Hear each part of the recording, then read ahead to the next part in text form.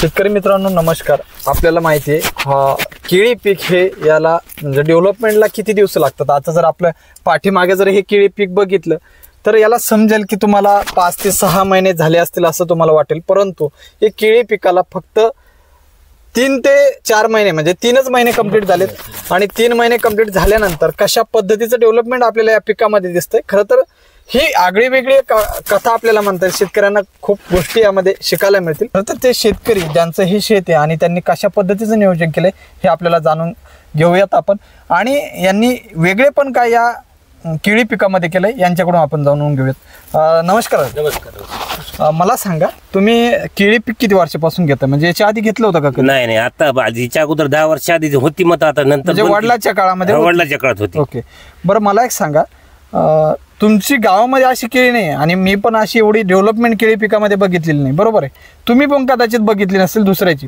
हे काळ जो आहे ना, हा 3 महिन्याचा काळामध्ये तुम्ही एवढी या पिकाची डेव्हलपमेंट केळी पिकाची डेव्हलपमेंट केली. कशा पद्धतीने काय नियोजन केलं होतं एकत्रित? याच्यात बायो फॅक्टरची खतं वापरली होती आम्ही. म्हणजे बेसल डोस तुम्ही बायो फॅक्टरचा वापरला होता. त्याच्यानंतर पुन्हा आणखी जे तुम्ही ड्रिचिंग देणार आहेत म्हणून ते ड्रिचिंग राहिल्या करायच्या. ओके, तुम्ही येणार होते म्हणून थांबले तसे. बर बर बर. म्हणजे तुम्ही फक्त बेसल डोस, हो, बेसल डोस मध्ये एवढी बदल तुम्हाला दिसलाय. हो. आणि तुमची लागवड कधीची होती महत्वाची म्हणजे? 15 जुलै 15 एप्रिलची तुमची लागवड होती. म्हणजे उन्हाळ्यात तुम्ही लागवड केलेली, म्हणजे ताण होता त्यावरती. तरी सुद्धा शेतकरी मित्रांनो, ही जर जादू कशामुळे असेल तर ही जैविक खताची जादू आहे. आज आपल्याला जर म्हणजे गरज कशाला आहे जमिनीला, तर जीवाणू देण्याची गरज आहे. आणि जीवाणूच आज जमिनीमध्ये नाही, ही गोष्ट महत्वाची, ही प्रत्येकाने समजून घेतली पाहिजे.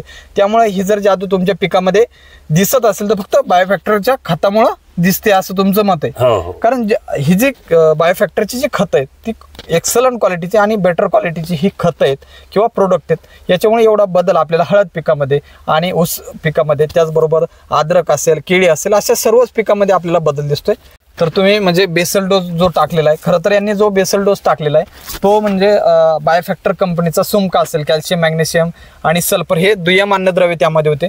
सुमकाची 1 बॅग त्यांनी टाकली होती. त्याचबरोबर सिंगल सुपरफॉस्फेट दाणेदारची 1 बॅग टाकली होती.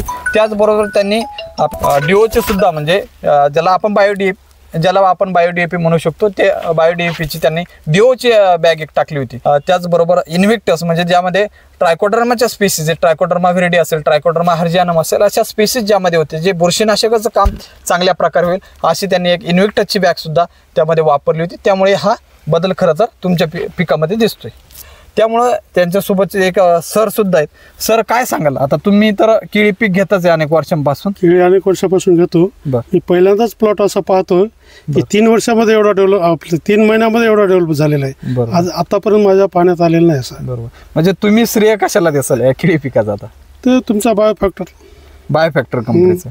बघा शेतकरी मित्रांनो, म्हणजे शेतकऱ्यांची पसंती ही हळूहळू त्यांना समजायला लागलं. म्हणजे जसा आपला अनुभव येईल त्या पद्धतीचं शेतीमध्ये आणि शेतकरी बदल करतायत आपल्या शेतामध्ये. तर नक्कीच शेतकरी मित्रांनो, आपल्याकडे जर केळी पीक असेल, हळद असेल, अद्रक असेल किंवा ऊस असेल तर 100% आणि कोणतंही पीक असेल तर आपण आपल्या बायोफॅक्टर कंपनीचं खतं असतील, औषध असतील ते वापरले पाहिजेत. कारण ती जी क्वालिटी आहे, जी जीवाणूंची क्वालिटी ती एक्सलंट क्वालिटी आहे. त्यामुळे बदल हा पिकांमध्ये एक्सलंट म्हणजे 4 ते 5 दिवसांमध्ये बदल दिसायला लागतो आणि दीर्घकाळ हा बदल दिसतच जातो. धन्यवाद.